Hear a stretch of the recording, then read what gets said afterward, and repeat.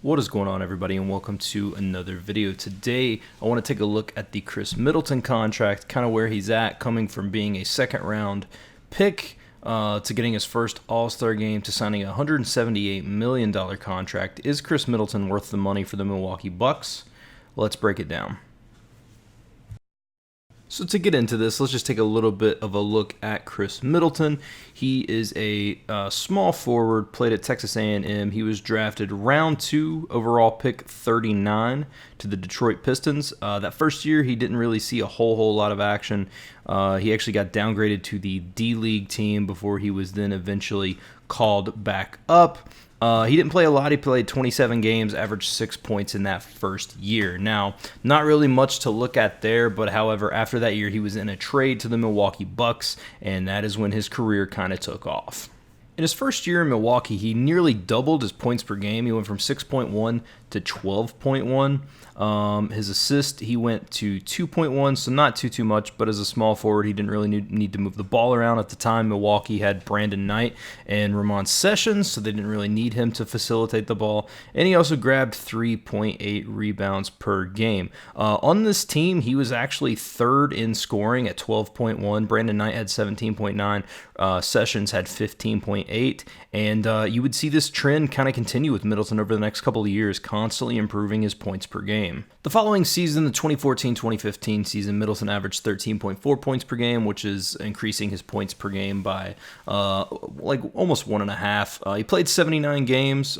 Generally, Middleton's pretty healthy, and that'll be a trend throughout his career, except for one season coming up. But he was third in scoring on that team. 17.8 points per game was Brandon Knight. Number 2 was Michael Carter-Williams at 14.1, but Middleton also averaged 2.3 assists per game and 4.4 rebounds per game in that season. The 2015-2016 season was Middleton's best season to date as far as points go. He averaged 18.2 points per game, which was leading. He led the Milwaukee Bucks in that season. Second place was Giannis at 16.9. That season, he also raked in 4.2 assists per game and 3.8 rebounds per game to go along with it. The only disappointment that season would be that Milwaukee missed the playoffs. Even with Middleton's play, Giannis was starting to kind of come into his own, averaging the 17 points per game. Greg Monroe playing good, Jabari Parker being healthy, Michael Carter-Williams still playing at a pretty decent level for what he was, averaging 11.5 points per game. Milwaukee missed the playoffs that year. The 2016-2017 season for Middleton was tough. He ended up getting injured before the season started. He only played 29 games. He would not make his return until February of that year. He averaged 14.7 points per game, so that was down. He played 20 games where he played over 30 minutes, and in those games, he averaged 16.5 points per game, but some of those other games where he wasn't playing as much really hurt his points per game. And even with that, he still finished third in points per game for the Milwaukee Bucks that year. Giannis finished first, 22.9, and Jabari Parker actually finished at 20.1. Middleton, to round out that season, also had 3.4 assists and 4.2 rebounds. Milwaukee ended up finishing 42-40 that year. That was good enough for 6th place in the East. They ended up playing the Toronto Raptors in the first round of the playoffs. They lost 2-4, which is a nightmare for Milwaukee Bucks fans right now. But Middleton played solid, especially coming off of an injury year. 14.5 points per game, 5.3 assists per game, and 4.7 rebounds per game in the playoffs. The 2017-2018 season, in my opinion, is Khris Middleton's best year to date. First and foremost, he played 82 games. He averaged 20.1 points per game. He shot the ball relatively effective from two-point range, 47%. Three-point range kind of struggled at 36%, and his free throws were at 88%. He also finished that season out racking in 4 assists per game and 5.2 rebounds per game. This, in my opinion, is one of the biggest all-star snubs out there. I think a lot of that has to do with, at the time, even though we're only 1 year removed from this, a branding issue in Milwaukee. Milwaukee wasn't really a hot commodity at the time. Not that they're a hot commodity now, but finishing first place in the NBA last year probably helps. But I do think that if he was on a bigger market team, he would have been an all-star last year. Milwaukee finished 44-38 that year, which was good enough to finish 7th, which is crazy to think that 1 year ago from this time, 42 games was good enough to finish 6th, so it seems like the East is maybe strengthening a little bit. Middleton in the playoffs, they played Boston. They got beat 3-4, but Middleton played absolutely lights out. 24.7 points per game, 3.1 assists per game, and 5.1 rebounds per game. Now, his shooting did step up in some aspects, 59%, actually 59.8% from the field, 3-point range, 61% against Boston, but his free throws did dip to 74% for that series.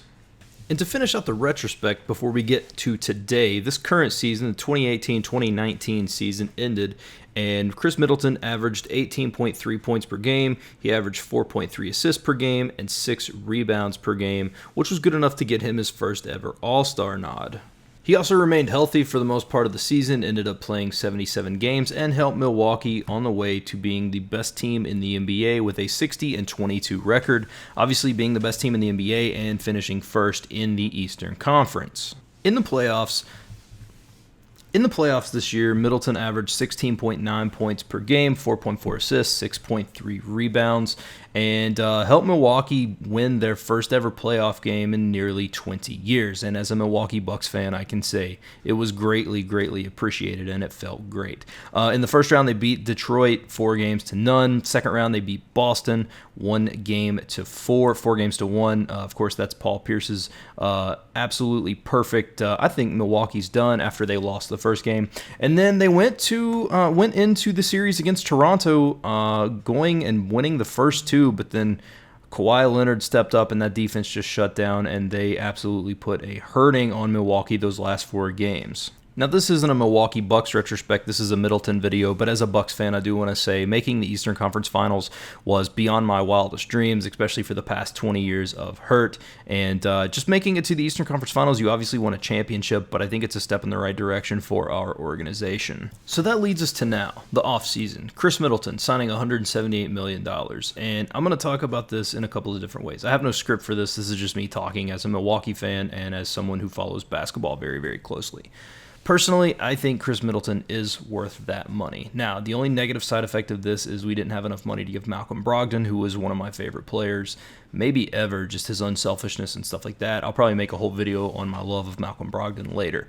But Middleton, his stats honestly kind of speak for himself. And if you look at the last couple of years versus his career as a whole, and the reason I say that is because his first year averaging 6.1 points per game, that kind of hurts his total because for his career he's averaging 15.7 points per game. But if you look at the last 4 years, he's averaging 18.4 points per game. He's averaging almost 5 rebounds per game, and he's averaging over 4 assists per game. And that is huge. Now, the other thing to look at here is the playoffs, and I know that the last couple of games, he's only had 4 games with less than 10 points in his entire playoff career, and unfortunately, 2 of those were in the last 4 games of the playoffs this year, so that's still really, really fresh in our head. He's played 34 playoff games, and in those 34 games, he averaged 17.9 points per game, 3.9 assists per game, and 5.3 rebounds per game. His field goal percentage is 45%, his three-point percentage is 45%, and his free throws are 85%. Khris Middleton really, really steps it up in the playoffs. The other thing to look at is health. Middleton is, for the most part, very, very healthy. He had the 1 year where he had that quad injury, and other than that, he's been healthy. Don't take, obviously, the 27 games from his rookie season because you can't really judge a lot based on that, especially since Detroit downgraded him to their D-League team and then traded him just so easily without really even thinking about it. Middleton has played 82 games, 79 games, 79 games, 82 games, and 77 games in those other seasons. So I think Middleton is worth it in that regard, just from a durability standpoint and stat standpoint. The other thing to look at with Middleton is the intangibles that you can't really teach. Middleton is a team-first player. He doesn't really demand the ball. He takes shots when needed. Now, he has gone on some sprees sometime where he'll shoot maybe when he's a little bit off and he should dish the ball, but he's trying to shoot through a slump, and it's nowhere near as bad as what some of the other star players do when they, shoot 5 for 30 in a night. Middleton, will take the shots when he needs to, and he can step up if Giannis is having an off night. But he lets Giannis have the shine, and I think that is really, really good. He's not somebody who is just demanding it. And I think him re-signing with Milwaukee shows that, because Middleton, I think, a lot of guys in his position would say, I'm a star, I deserve to be on a better team, I can lead a team, and I think Middleton knows his place, where he is kind of that second guy on the team, and there's nothing wrong with that, but he's just as important a piece to that puzzle as the rest. So overall, I personally am saying, as a Milwaukee fan, I do think Khris Middleton is worth the money that we gave him because of, again, the stats, and the other part is just not really being a selfish player, and, he's a very, very consistent player for the most part. He'll have his struggles, but who doesn't? So I think he's worth the money. Like I said, the only really negative side effect of him signing is that we couldn't offer Malcolm Brogdon a ton of money, or at least a little bit of money to stay, and Malcolm was one of my favorite players. So, but that is going to wrap this video up from here. I hope you all enjoyed this video. Let me know what you think. I'm interested to hear your comments down below. Thank you all for watching. I hope you enjoyed, and I will see you all in the next video.